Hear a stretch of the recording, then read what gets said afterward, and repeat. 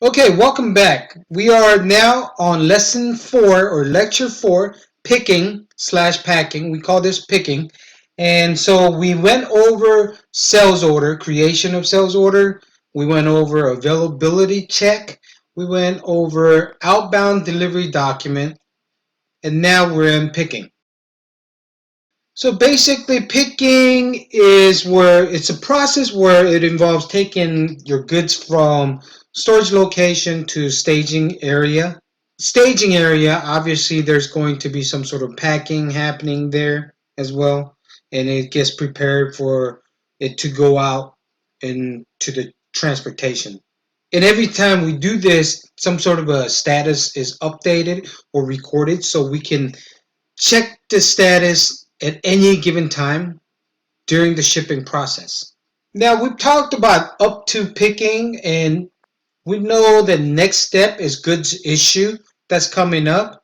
But in order for that to happen where we can post goods issue, there's one thing that must happen, and that is delivery quantity. It has to match your picking quantity in outbound delivery document. If those two do not match, you will not be able to post goods issue within SAP system. Picking, it starts with creation of transfer order. And I say transfer, F-E-R, order, because there's a big difference between transport order and transfer order. So within picking, we are talking about transfer order here. So let's talk about transfer order first. So creating transfer order, you're basically copying data from your delivery document to transfer order.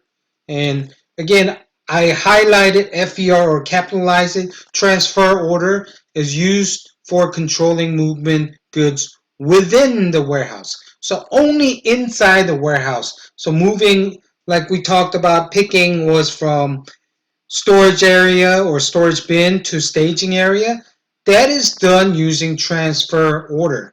FER again, okay? Source and destination location must be there for every transfer order.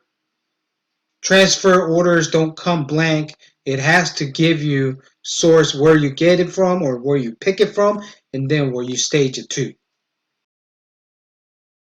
And picking can be done in these following ways. It can be done automatically when outbound delivery document is created, or you could set times to do it routinely, or an employee could make a request and get it done manually. So following tasks can be performed during picking stage or step of the business process.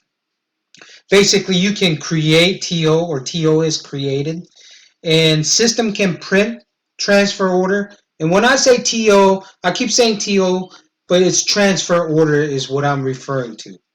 And then transfer order can also be displayed on a mobile device. That way, employee nowadays with so many different devices that can display things, employees can carry that around and be able to display it rather than carrying around a paper copy. And then confirming transfer order acts as a confirmation for quantity withdrawn from the warehouse. So once a warehouse employee confirms that transfer order, they're basically saying, yes, I got it, I withdrew it. And of course, the confirmation process can also be automatic or manual. Okay, so that pretty much wraps up the picking part of the steps or processes. One thing to remember is differentiate between transfer and transport order. Within picking, we are talking about transfer order. And what does transfer order do? It initiates a movement of goods within the warehouse only, not outside of warehouse, like from one plant to a different plant or one warehouse to another warehouse. It's inside within the warehouse. Okay, that about wraps up our picking. Next is our posting goods issue.